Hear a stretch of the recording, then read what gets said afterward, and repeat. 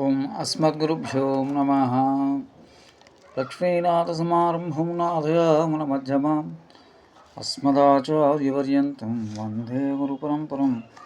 వసుదేవసుతం దేవం కంసచానూరమర్దనం దేవకీ పరమానందం కృష్ణం వందే జగద్గురుం. భగవతాత్మలారా, ఈరోజు మనం విష్ణు సహస్రనామ స్తోత్ర వైభవం 9వ భాగానికి స్వాగతం చెప్తూ, ఈ నామాల స్తోత్రం కాదు, మహామంత్రం అన్నమాట. రాముడు, కృష్ణుడు మొదలైన ఇలాంటి వాటి అన్నిటినీ నామవాచకాలు అంటారని చిన్నప్పుడు చదువుకున్నాం కదా. అలా శ్రీవారి హరికి ఉన్న ఈ 1000 నామాలు కేవలం నామవాచకాలు, ఆ వ్యక్తిని పరిచయం చేసి పిలవడానికి ఉపయోగించేవి కానే కావట. అస్య శ్రీ విష్ణు దివ్య నామ సహస్ర నామ స్తోత్ర మహామంత్రస్య అని కనిపిస్తుంది ప్రారంభంలోనే. అంటే ఈ నామాలన్నీ కలిపి స్తోత్రమట. స్తోత్రం కూడా కాక మంత్రమట. మంత్రం కూడా కాక మహామంత్రమట. ఏమిటి వీటిలో క్రమభేదం ఎందుకు కనిపిస్తుంది? వివరంగా ఈ మూటికి మధ్య ఉన్న తేడాన్ని గమనిద్దాం. స్తూయితే అనేనా ఇది స్తోత్రం. దేనితో భగవంతుని స్తుతిస్తామో దాన్ని స్తోత్రం అంటారట. మననా త్రాయితే ఇది మంత్ర. దేన్ని ఎక్కువగా మనం పునశ్చరణ గావిస్తే, పునశ్చరణం చేస్తే అది మనం రక్షించగలిగేంత శక్తి కలిగేది అవుతుందని దాన్ని మంత్రం అంటారట. కొన్ని అక్షరాలు సమూహంగా ఏర్పడి వాటికి ఒక గొప్ప శక్తిని ఇయ్యగల బీజాక్షరాలు.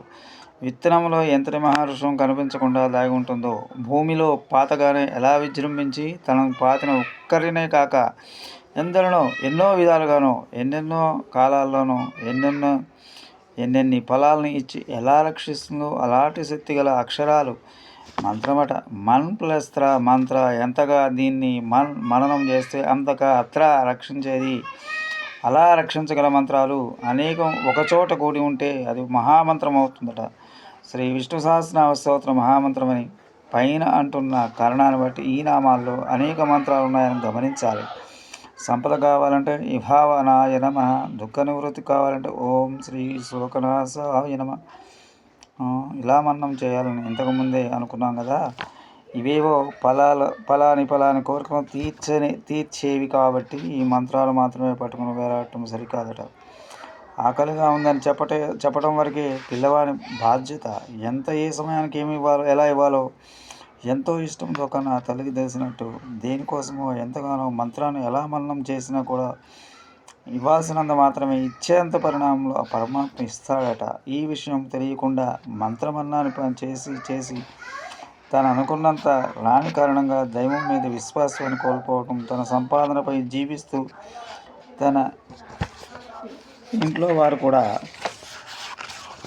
తన మాట వినరని అనుభవపూర్వకంగా తెలిసిన ప్రపంచమంతా తన మాట ఏదో వాక్కుల శిరోధార్యంగా భావిస్తారు అనే ఊహతో దైవం లేడని తోచిన తీరులో పలకటంలో ఇదంతా ఒక తీరు అవివేకమే. అందుకని అన్ని కోరికలు తన ఆరోగ్యానికి, తమ సుఖజీవనం ఎంత పరిణామంలో తీరవలసి ఉందో అంత మాత్రమే తీరేందుకు ఆ పరమాత్మను గురించి 1000 నామాలను ఒక్కసారి చదివితే స్తుతించినట్లు, ఏదో ఒక నామాన్ని మననం చేస్తే మంత్రాన్ని పఠించినట్లు, నామాలన్నిటినీ మననం చేస్తే పారాయణ చేసినట్లు అవుతుందన్నమాట. కాబట్టి మహామంత్ర అనే పదానికి ఇంత అర్థం ఉందన్నమాట. పైగా ఈ మహామంత్రంలో మరొక విశేషం కూడా ఉంది.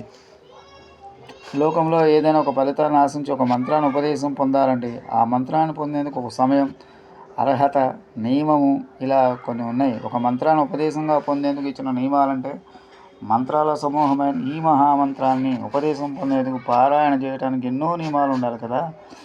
కానీ ప్రత్యేక నియమాలు ఏవి కానరావు. మంత్రాలన్నింటినీ బ్రాహ్మణులే దాచేసుకున్నారంటూ ఒక వర్గం వారు నిందించే వారంతా ఈ విషయాలను మరింతగా గమనించాలి.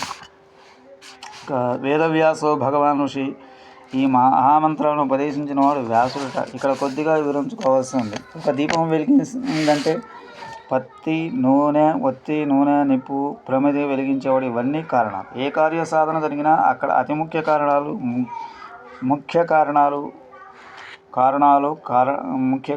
ఉంటాయి. అవి ఉంటాయి అని. అతి ముఖ్య కారణం నూనె, ముఖ్య కారణం ఒత్తి. దీపం అనగానే నిప్పు కావాలనే విషయం అర్థమవుతుంది. కాబట్టి దీపం వెలిగించడంలో నిప్పు, ప్రమిద అనేవి ముఖ్య కారణాలే అవుతాయి. కానీ అతి ముఖ్య కారణాలు అయ్యేవి లేవు. అలాగే ఒక మంత్రాన్ని మనం ఉపదేశం పొందినా ఫలించలేదంటే దానికి అతి ముఖ్య కారణం చెప్పబడిన విధంగా మనం మననం చేయకపోవటమే. ఇక ముఖ్య కారణం మన ఉపదేశించిన గురువు మంత్రాన్ని ఉపదేశించిన తపశ్శక్తిని కలిగిన వాడు కాకపోవటం. రక్తాన్ని దానం చేయాలంటే దాత అయిన వాని తగినంత అది కూడా ఆరోగ్యవంతమైన రక్తం ఎలా శరీరంలో ఉండాలో అంతేకాక రక్తాన్ని దానం చేశాక మళ్ళీ కోలుకోగలంత శక్తి ఎలా ఉండాలో ఇచ్చిన ఆ రక్త శాతాన్ని తిరిగి పొందేందుకు ఎలా తగిన ఆహారం స్వీకరించవలసి ఉంటుందో అప్పుడు మాత్రమే రక్తదాతకి ప్రతిగ్రహీతకి తత్ఫలితం ఉంటుందో. ఉపమానం అంతగా సరైన కాకపోయినా మంత్రం కూడా సత్ఫలితాన్ని ఇవ్వాలంటే ఇచ్చే ఉపదేశకి మంత్రాన్ని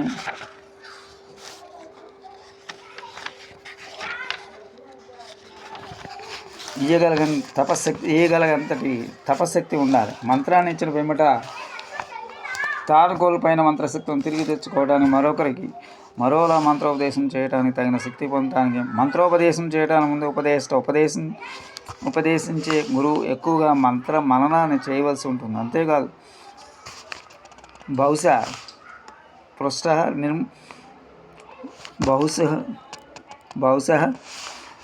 పృష్ట నిర్మితేన ధ్యేయాత్ అని మంత్రశాస్త్రం చెప్తుంది. ఈ మంత్రాన్ని నాకీవలసిందని అనేక పర్యాయాలు అడిగించుకున్నవాడే తీసుకునే వ్యక్తి కల శ్రద్ధ తెలుసుకోవటానికి తప్ప వేరే దురభిప్రాయం కాదు. తాను మంత్రాన్ని ఎవరికి ఉపదేశించాడో ఆ వ్యక్తి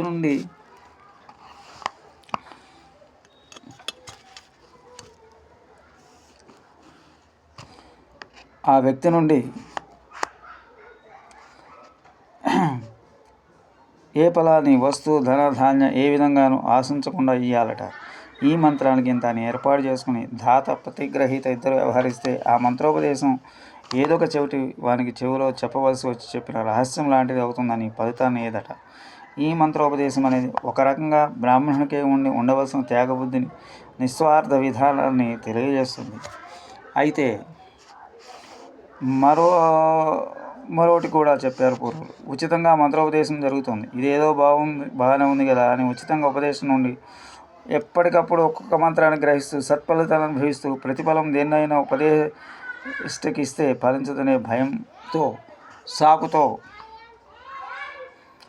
ఆయన్ని ఎండగడితే అది ధర్మం కాదట. తనకి మంత్రం లభించి ఫలించిందని అర్థమయ్యాక ఉపదేశ కుటుంబాన్ని అయ్యే 1 సంవత్సరం గ్రాసాన్ని భోజనం వేయాలని తాను ఇష్టపూర్వకంగా భరించాలట.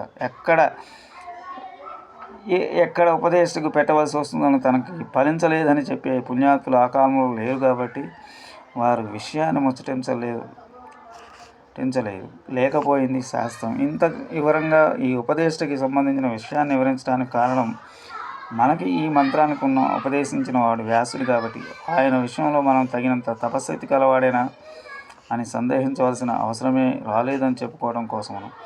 అదీకాక భగవద్గీతలో కృష్ణ పరమాత్మ మునీన మస్మ్యహం వ్యాస మునుల్లో నేను వ్యాసుని అన్నాడు. అంటే ఈ విష్ణు సహస్రనామ స్తోత్ర మంత్రాన్ని మనం స్వయంగా వ్యాసుని అవతారంలో ఉన్న శ్రీహరి నుండి ఉపదేశంగా పొందుతున్నాం అన్నమాట. ఎంతటి అదృష్టవంతులుగా మనని ఆ పరమాత్మ చేశాడు. దీన్ని మననం చేసుకోవటం మానేస్తే ఆ దురదృష్టం ఏదో అది మనదేనని వేరే చెప్పాలి కూడానా.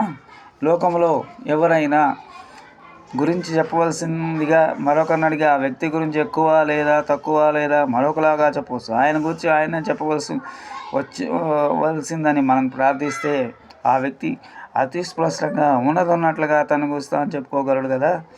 నిజాయితీ కలవాడైన పక్షంలో మరింత యథార్థంగా చెప్తాడా లేదా ఇక్కడ అంతే. వేదాలు, ఉపనిషత్తులు, పురాణాలు ఇలా ఎన్నెన్నో ఆ పరమాత్మ గురించి ఎంతెంతో చెప్పాయి. ఏం చెప్పినా అది ఎవరు చెప్పిందే అవుతుంది కదా. అసలు ఆ పరమాత్మ తనని గూర్చి తాను చెప్పుకుంటే దాన్ని విని భగవంతుని యథార్థ స్వరూపాన్ని మనం తెలుసుకుంటే ఎంత సరిగా ఉంటుంది అనే అభిప్రాయం ఎవరికైనా కలుగుతుంది. భగవద్గీతలో అదే జరిగింది కూడా. తేడా ఏమాత్రం తోచినా మొగమాటం లేకుండా అడిగే అర్జునుడికి తనని గురించి తానే స్పష్టంగా భగవద్గీత పేరిట పరమాత్మ చెప్పాడు కదా. తానే స్వయంగా వ్యాసునిగా అవతారం ఎత్తానని చెప్పుకున్న శ్రీహరి తన వ్యాస అవతారంలో భాగవతం ప్రకారం అవతారాల 21 వాటిలో ఇదొకటి. ఈ విష్ణు సహస్రనామ మహామంత్ర రూపంలో తన విశేషాలన్నిటిని మరో భగవద్గీతలా మనకి చెప్పాడని గమనించాలి.